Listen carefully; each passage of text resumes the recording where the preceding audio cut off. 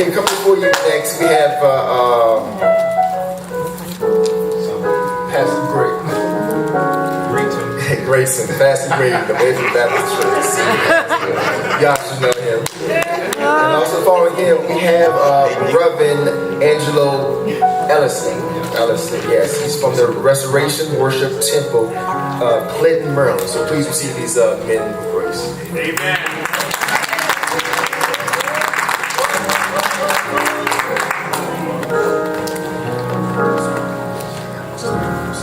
And also, following, we have Minister Leslie Taylor from Agape Covenant Baptist Church.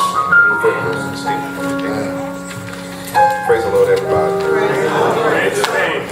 Privilege to share on this great day with such a great list of preachers and to be counted among to be counted with them. And my pleasure to ask you to look at John 19, and I want to look at verses 25 to 26 and 27 together. One of the challenges I like about doing the 7 sayings from the cross is y'all have already heard it, and we've got a kind of like the NBA dunk contest players who's always trying to come up with a new dunk. Because you've already seen all the dunks. We've got to look at this passage of scripture, not lie about what's in the passage, but come up with another slant on the same story that you've heard before. So I'm reading from the NIV, and at verse 25 it says, "Near the cross of Jesus stood his mother's sister, Mary the wife of Clopas, Mary Magdalene. And when Jesus saw his mother there and the disciple whom he loved standing nearby, he said to his mother, 'Dear woman, here is your son.' And to the disciple, 'Here is your mother.' And from that time on, this disciple took her into his home." Amen. I want to talk to y'all from the simple subject of family reunion at the cross.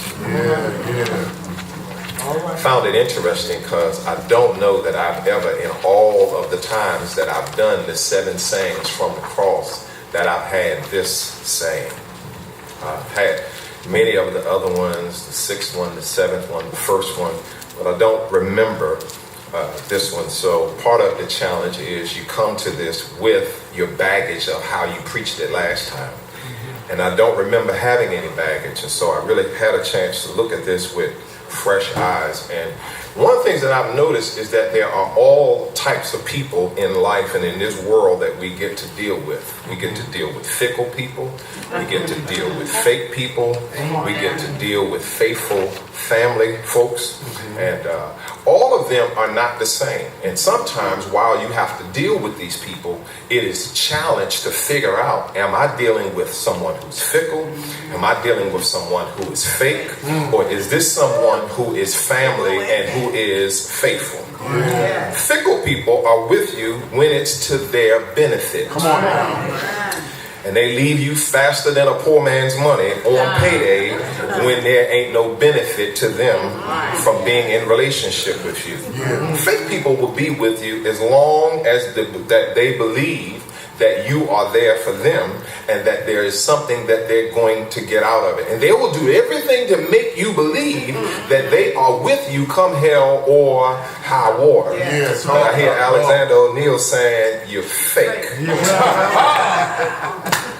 They give you all the signs that they got your back, but as soon as trouble comes, they will leave you in a hurry. And then there are your family and your friends. You know those folk that got your back come hell or high water. It doesn't matter what you get into. They are in it with you. You got some ride or die friends that you ain't got to worry about. All you need to do is make a phone call and you know that this is my ride or die. This is my family. We are thicker than blood. Y'all hear what I'm talking about? There are some folks like that that are in your life, and it ain't nothing like having some folks who got your back. Yes, sir. Y'all get a witness in here? It ain't nothing like having some folks that you know that got your back and you have theirs. Don't go through life counting on fickle people. What I learned about fickle people is they gonna let you down. Don't go through life counting on fake people. That's right. Because when the going gets tough, they get going. Determine very early in life who is faithful and family. See, you never know when your crucifixion day is going to come. But what I've learned is if you live long enough, your days that are hard days are going to come. The question is not will they come. The question for us is when will they come. But here it is that every one of us who has been born of a woman knows that our days are full of trouble. Everyone who is related to you is not family.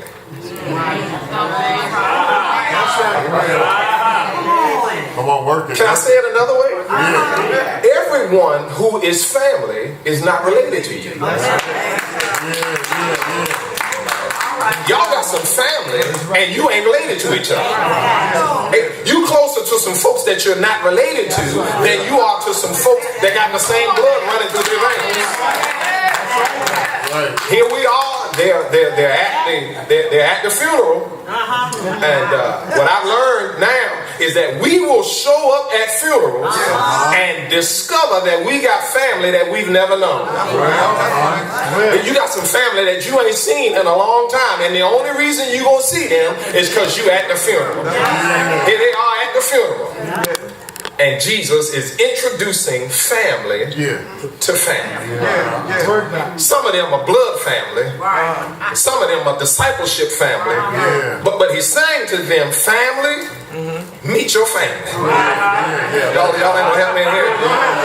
He says, in verse 25, it says that they stood near the cross. And what I marvel at is he's listing the relationships. He says that there is Jesus's mother. There is Jesus's aunt. And then in verse 26 he says the disciple whom he loved. The disciple that was his family. There's no doubt that Jesus was special to the disciple. There's no doubt that he was special to Mary. There's no question that he's special to Mary's sister, because when he is going through his roughest period, they are still standing nearby. Can I tell you how to tell who your family is? It's those who will stand by you when you're going through your roughest period. You ain't my family because we cousins. You ain't my family just because we got the same mother and same father. You are my family because when we are going through, I can count on you to be still standing. They still standing by. They ain't fickle. They ain't fake. This is his faithful family that when he is going, I don't know where the other disciples are, but there's one disciple that he loved who's still standing there. I don't know where the rest of his brothers and sisters are, but his mama and his mama's sister are still standing with him. Yes. Ain't nothing like having folk that's standing with you when you're going through. Jesus looked at his mama and he says, Mama, this is the one that I want you to look at. Which gives me an interesting question. I don't have the answer to this, but it's a question that I want to raise before you. Is it possible that Jesus is close with this disciple whom he loves, and this disciple has not really yet been introduced to his mother as mother? Is it possible that he knows his mother the way that he knows her, but she has not looked at this disciple that he loves as her son? Is it possible that they know each other, but they don't know each other like that? That the only thing they have in common is Jesus.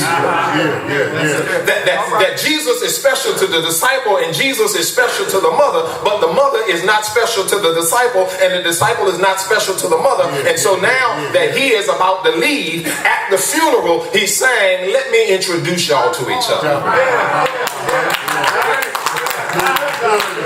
Because can I tell y'all that in just a few days, Jesus is going to come back from the grave?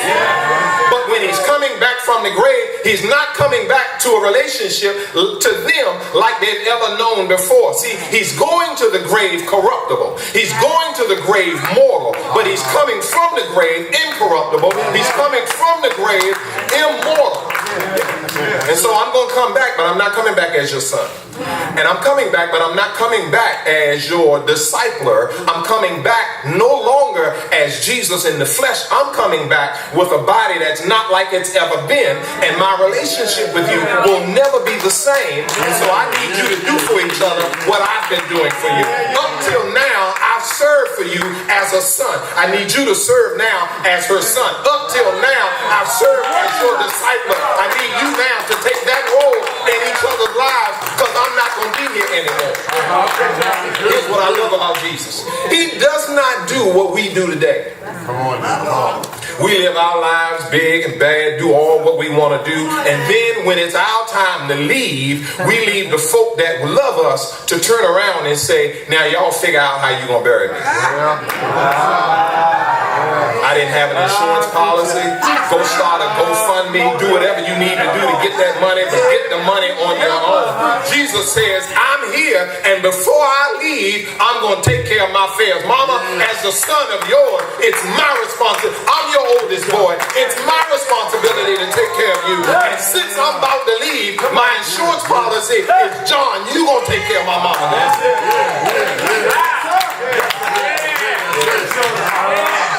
You're going to take care of it. You're going, and Pastor Ellison, it was so hard for me not to steal your stuff from last year as you did that word. But he's saying, you do it now. You do it. And Mama, I want you to look at him as your son. And I want you now, my disciple, who has my heart. I don't trust my mama to anybody. But because I've sown into you, and I've helped change your heart from concrete into a heart of flesh, I'm now giving you. I didn't give my mama to just anybody. I gave my mama to somebody who had my heart, who got my fingerprints all over him. You take my mama. He gives his disciple what he had been doing all along. He gives his disciple the assignment to do for his mother what he used to do. Because they were in the family of Jesus. Jesus used his crucifixion to serve as a family reunion. All right. Woman, here's your son. The son that you never knew about, the son that you had to come to my funeral to find out about. And disciple, here's your mother. I don't know where your mother been before now, but you had to come to my funeral to find out that you had a mother. Mama, here's your son. Son, here's your mama. Amen. God bless you.